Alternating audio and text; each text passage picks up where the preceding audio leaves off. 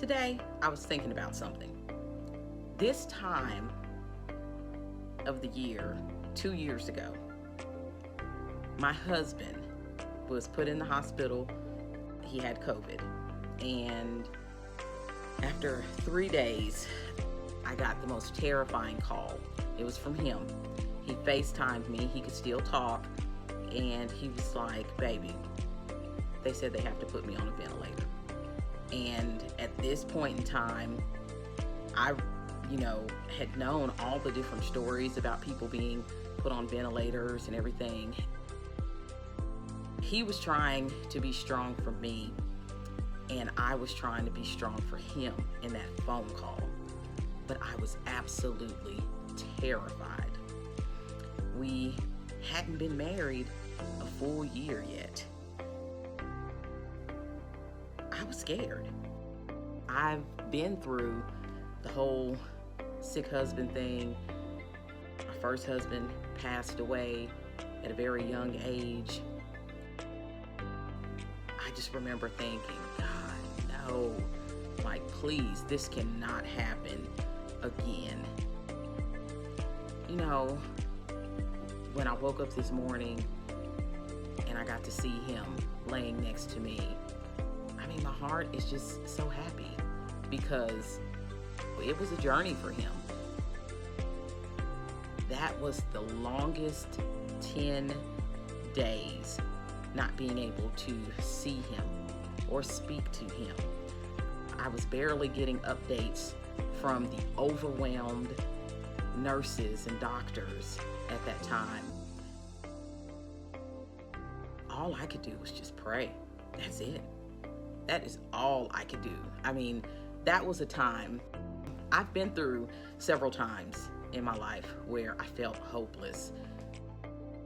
But I don't know, it was something different about that time because I felt like I didn't have anyone, I didn't have people around me physically because my whole family ended up catching COVID. That was just a time that we didn't know enough about it. We all needed to be careful. And so I had to sit in my home with my 2 children at the time, and we just had to go through it. I just remember praying every single day, several times a day. And even when I got COVID during that time, I was just like, hey, I have to keep pushing because I don't know what the outcome is going to be, but I'm praying for a good outcome. And on that 10th day, I got a phone call, and it was a nurse, and she said, we've just been able to take him off the ventilator, but he's nervous. He doesn't know where he's at. He doesn't know what's going on. And she let me speak to him. He could barely speak, but he was still alive. Today, I just think about all the great things that he's done in those past 2 years. I feel like he's making the most of his life. I'm just so thankful that 2 years have passed and he's still here and things are good. It's just absolutely awesome. And so I just say all of this to say that there's going to be storms. Things will come in your life and you are not going to know what to do. But just know that there is light at the end of that tunnel. It doesn't matter what you're going through. I don't care if you've gotten a bad diagnosis of something. You have family members who are going through things. You may be going through things, financial things. That's just life.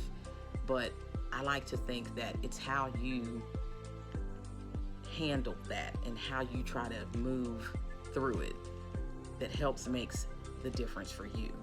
So I just encourage you that, hey, if it looks like it's pretty bad, just keep pushing, because I'm telling you, no matter what the outcome, at some point, things will get better. They will get better. I know this. I've been through a lot. those things could have broken me. They could have killed me. They didn't. I'm still here. I'm still thriving. You know, I get sad. I'm a human, just like you. But I just want to encourage you to keep pushing, have faith, and just continue to pray about it and have a positive outlook and start being thankful for what you want the outcome to be. I hope you have a great week.